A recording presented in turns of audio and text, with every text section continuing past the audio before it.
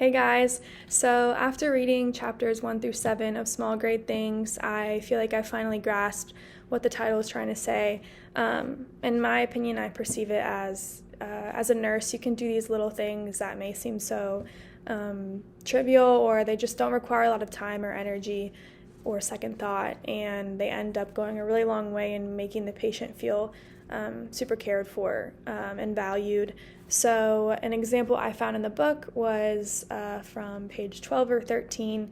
It talks about how Ruth had a patient who was supposed to give birth. The patient's name was Jessie, and the next morning when Ruth came in for her shift before starting with her other patients, she checked in on Jessie. And something she learned about Jessie when caring for her the previous day was that she valued her outward appearance, things like makeup and clothing, and just how she was perceived in front of her husband. And I think she was concerned about how she would look after giving birth.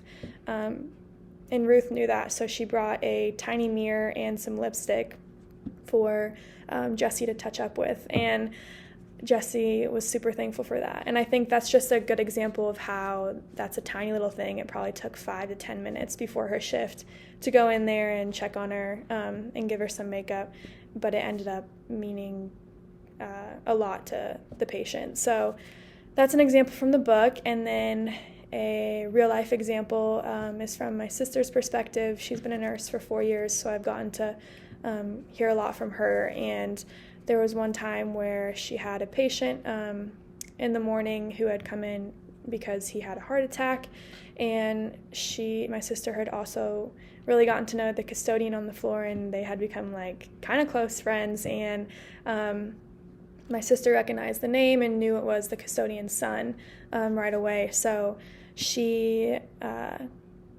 knew the mother was looking for her son in the hospital after hearing that he had a heart attack, and was panicked, couldn't find him, was running around. And my sister ended up finding her and taking the time to find her, and united them together. So I think that was just kind of an example of how she took some extra time and found the mom in that position. Just because if you put yourself in the shoes of that mom, obviously that's a scary time of uncertainty, and it meant a lot for them to be united. So that's a real life example I've heard about. And yeah, I think these small things are probably what separate the great nurses from those who just are trying to carry out the tasks of the job on a day-to-day basis. So I want to be obviously a great nurse like that, and I'm excited to probably learn about more examples of this and to keep reading. Thanks.